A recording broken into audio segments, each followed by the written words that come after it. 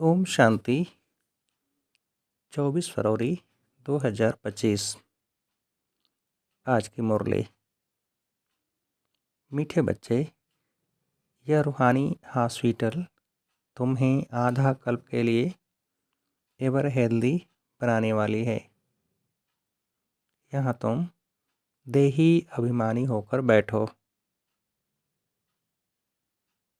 प्रश्न: धंधा आदि करते भी कौन सा डायरेक्शन बुद्धि में याद रहना चाहिए? उत्तर: बाप का डायरेक्शन है, तुम किसी साकार व आकार को याद नहीं करो। एक बाप की याद रहे तो विकर्म विनाश हो। इसमें कोई ये नहीं कह सकता कि फुर्सत नहीं। सब कुछ करते भी याद में रह सकते हो।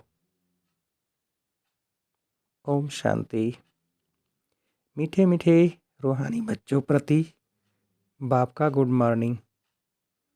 गुड मॉर्निंग के बाद बच्चों को कहा जाता है, बाप को याद करो। बुलाते भी हैं, हे पतित पावन आकर पावन बनाओ। तो बाप पहले पहले ही कहते हैं, रूहानी बाप को याद करो। रूहानी बाप तो सबका एक ही है। फादर को कभी सर्वव्यापी नहीं माना जाता है। तो जितना हो सके बच्चे पहले पहले बाप को याद करो। कोई भी साकार व आकार को याद नहीं करो सिवाय एक बाप के। यह तो बिल्कुल सहज है ना। मनुष्य कहते हैं हम बिजी रहते हैं,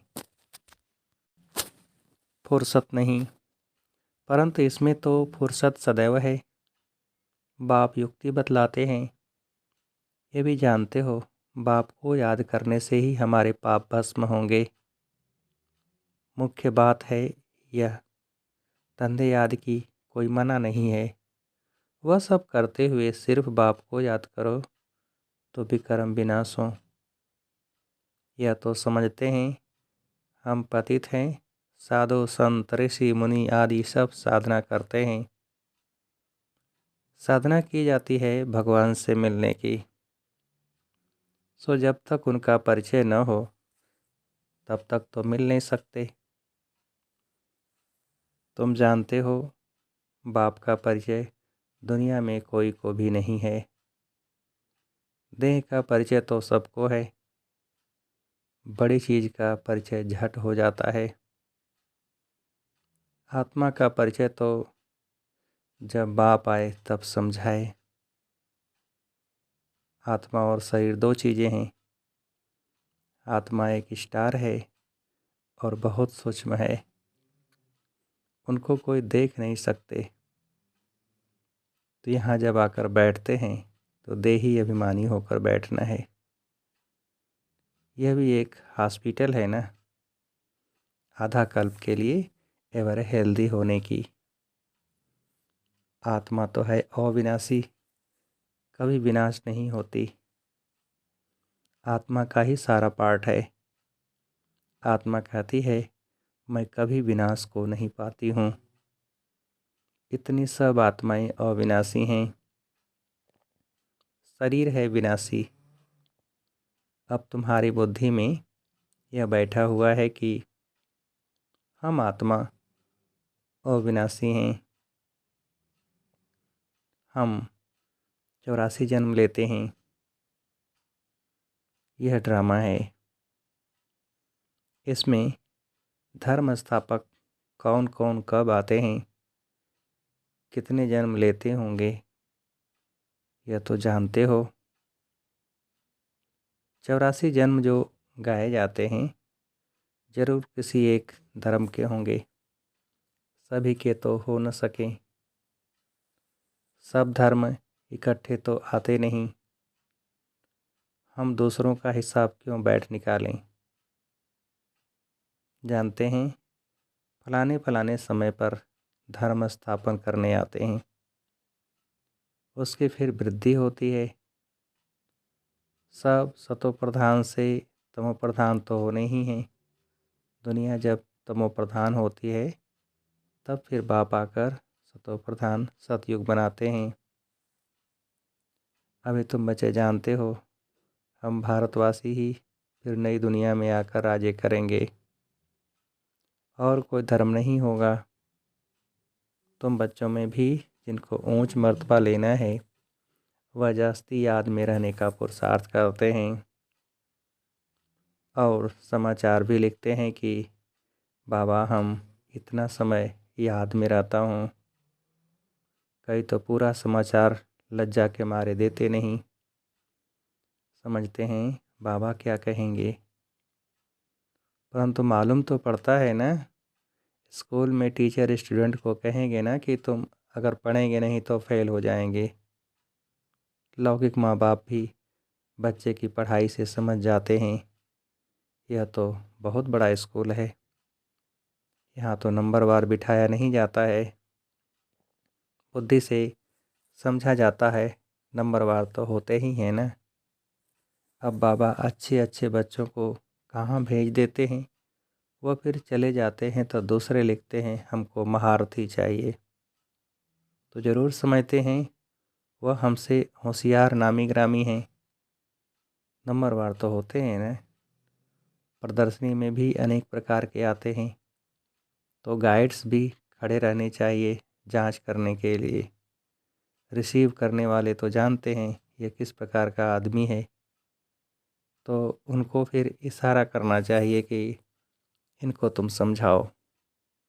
तुम भी समझ सकते हो, first grade, second grade, third grade सब हैं।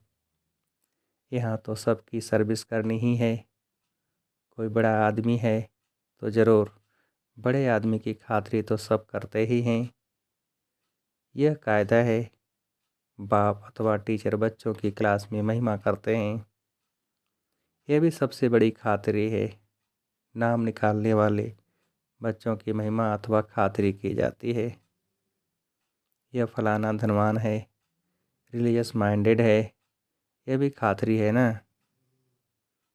अब तुम यह जानते हो ऊंच ते ऊंच भगवान है, कहते भी हैं बरोबर ऊंच ते ऊंच है, परंतु फिर बोलो उनकी बायोग्राफी बताओ तो कह देंगे सर्वव्यापी है, बस एकदम नीचे कर देते हैं। अब तुम समझा सकते हो सबसे ऊंच ते ऊंच है भगवान, वह है मूल वतनवासी। सूक्ष्म तन में हैं देवताएं, यहाँ रहते हैं मनुष्य। तो ऊंच ते ऊंच भगवान वह निराकार ठहरा। अभी तुम जानते हो हम जो हीरे मिसल थे सो फिर कौड़े मिसल बन पड़े हैं, फिर भगवान को अपने से भी जास्ती नीचे ले गए हैं, पहचानते ही नहीं हैं। तुम भारतवासियों को ही पहचान मिलती है, फिर पहचान कम हो जाती है। अभी तुम बाप की पहचान सबको देते जाते हो, ढेरों को बाप की पहचान मिलेगी। तुम्हारा मुख्य चित्र है ही यह त्रिमूर्ति, गोला, झाड़, इनमें कितनी रोशनी है।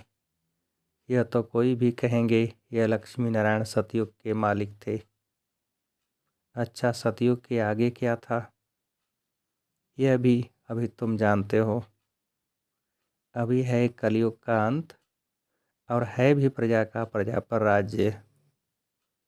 अभी राजाई तो है नहीं। कितना फर्क है, सतयुग के आदि में राजाएं थे और अभी कलयुग में भी राजाएं हैं। भल कोई वह पावन नहीं है परंतु कोई पैसा देकर भी टाइटल ले लेते हैं। महाराजा तो कोई है नहीं, टाइटल खरीद कर लेते हैं। जैसे पटियाला का महाराजा, जोधपुर बीकानेर का महाराजा, नाम तो लेते हैं ना। यह नाम अविनाशी चला आता है। पहले पवित्र महाराजाएं थे, अब हैं अपवित्र महाराजाएं। अक्षर चला आता है। इन लक्ष्मी नारायण के लिए कहेंगे यह तो सतयुग के मालिक थे, किसने राज्य लिया। अभी तुम जानते हो राजाई की स्थापना कैसे होती है। बाप कहते हैं मैं तुमको अभी पढ़ाता हूँ 21 जन्मों के लिए। वह तो पढ़कर इसी जन्म में ही बैरिस्टर आदि बनते हैं, तुम अभी पढ़कर भविष्य महाराजा महारानी बनते हो। ड्रामा प्लान अनुसार नई दुनिया की स्थापना हो रही है। अभी है पुरानी दुनिया, भल कितने भी अच्छे अच्छे बड़े महल हैं, परंतु हीरे जवाहरातों के महल तो बनाने की कोई में ताकत नहीं है। सतयुग में यह सब हीरे जवाहरातों के महल बनाते हैं ना, बनाने में कोई देरी थोड़े ही लगती है। यहाँ भी अर्थक्वेक आदि होती है तो बहुत कारीगर लगा देते हैं, 1-2 वर्ष में सारा शहर खड़ा कर देते हैं। नई दिल्ली बनाने में करके 8-10 वर्ष लगे, परंतु यहाँ के लेबर और वहाँ के लेबर्स में तो फ़र्क रहता है ना। आजकल तो नई नई इन्वेंशन भी निकालते रहते हैं, मकान बनाने की साइंस का भी जोर है, सब कुछ तैयार मिलता है, झट फ्लैट तैयार, बहुत जल्दी जल्दी बनते हैं।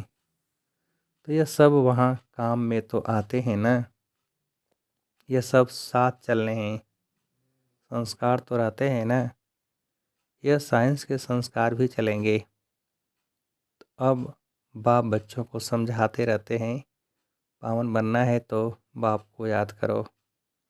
बाप भी गुड मॉर्निंग कर फिर शिक्षा देते हैं, बच्चे बाप की याद में बैठे हो, चलते फिरते बाप को याद करो, क्योंकि जन्म जन्मांतर का सिर पर बोझा है, सीढ़ी उतरते उतरते 84 जन्म लेते हैं।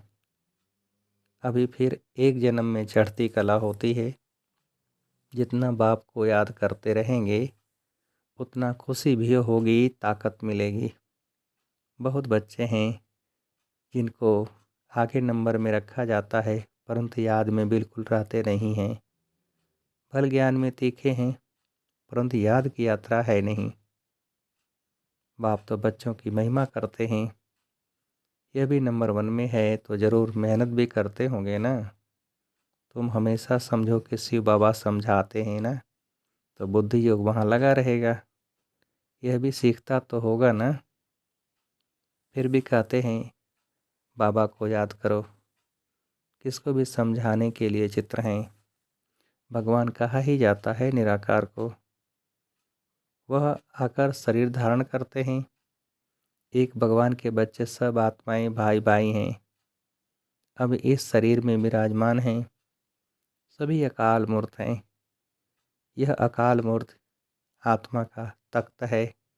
अकाल तख्त और कोई खास चीज़ नहीं है, यह तख्त है अकाल मूर्त का। भ्रकुटी के बीच में आत्मा विराजमान होती है, इसको कहा जाता है अकाल तख्त। अकाल तख्त अकाल मूर्त का, आत्माएं सब अकाल हैं, कितनी अति सूक्ष्म है। बाप तो है निराकार, वह अपना तख्त कहाँ से लाए। बाप कहते हैं मेरा भी यह तख्त है, मैं आकर इस तख्त का लोन लेता हूँ।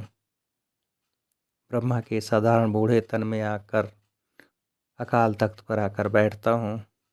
अभी तुम जान गए हो, सब आत्माओं का यह तख्त है। मनुष्यों की ही बात की जाती है, जानवरों की तो बात नहीं। पहले जो मनुष्य जानवर से भी बदतर हो गए हैं वह तो सुधरे। कोई जानवर की बात पूछे, बोलो पहले अपना तो सुधार करो। सतयुग में तो जानवर भी बड़े अच्छे फर्स्ट क्लास होंगे, किचड़ा आदि कुछ भी नहीं होगा। किंग के महल में कबूतर आदि का किचड़ा हो तो दंड डाल दे, जरा भी किचड़ा नहीं।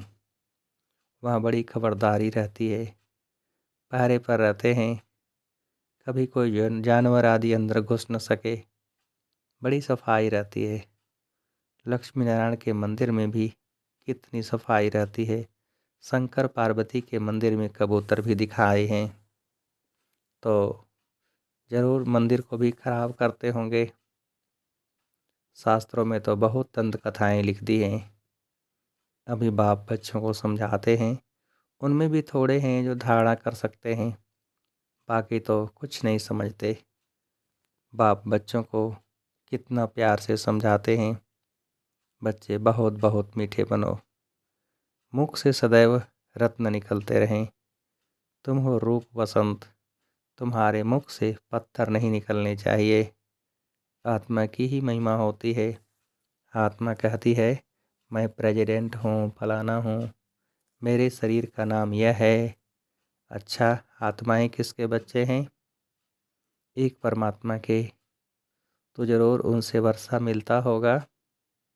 वह फिर सर्वव्यापी कैसे हो सकता है? तुम समझते हो, हम भी पहले कुछ नहीं जानते थे, अभी कितनी बुद्धि खुली है। तुम कोई भी मंदिर में जाएंगे, समझेंगे यह तो सब झूठे चित्र हैं। 10 भुजाओं वाला, हाथी की सूंड वाला कोई चित्र होता है क्या? यह सब है भक्ति मार्ग की सामग्री। वास्तव में भक्ति होनी चाहिए एक शिव बाबा की, जो सबका सद्गति दाता है। तुम्हारी बुद्धि में है यह लक्ष्मी नारायण भी 84 जन्म लेते हैं, फिर ऊंच ऊंच बाप ही आकर सबको सद्गति देते हैं। उनसे बड़ा कोई है नहीं। यह ज्ञान की बातें तुम्हारे में भी नंबरवार धारण कर सकते हैं। धारणा नहीं कर सकते तो बाकी क्या काम के रहे। कई तो अंधों की लाठी बनने के बदले अंधे बन जाते हैं। गौ जो दूध नहीं देती तो उसे पिंजरपुर में रखते हैं। यह भी ज्ञान का दूध नहीं दे सकते हैं। बहुत हैं जो कुछ पुरुषार्थ नहीं करते, समझते नहीं कि हम कुछ तो किसका कल्याण करें। अपनी तकदीर का ख्याल ही नहीं रहता है। बस जो कुछ मिला सो अच्छा, तो बाप कहेंगे इनकी तकदीर में नहीं है। अपनी सद्गति करने का पुरुषार्थ तो करना चाहिए। देही अभिमानी बनना है। बाप कितना ऊंचते ऊंच है, और आते देखो कैसे पतित दुनिया पतित शरीर में है। उनको बुलाते ही पतित दुनिया में है। जब रावण दुख देते हैं तो बिल्कुल ही भ्रष्ट कर देते हैं। तब बाप आकर श्रेष्ठ बनाते हैं। जो अच्छा पुरुषार्थ करते हैं वह राजा रानी बन जाते हैं। जो पुरुषार्थ नहीं करते वह गरीब बन जाते हैं। तकदीर में नहीं है तो तदबीर कर नहीं सकते। कोई तो बहुत अच्छी तकदीर बना लेते हैं। हर एक अपने को देख सकते हैं कि हम क्या सर्विस करते हैं। अच्छा, मीठे मीठे से खेलते बच्चों प्रति माता पिता बाप दादा का याद प्यार और गुड मॉर्निंग।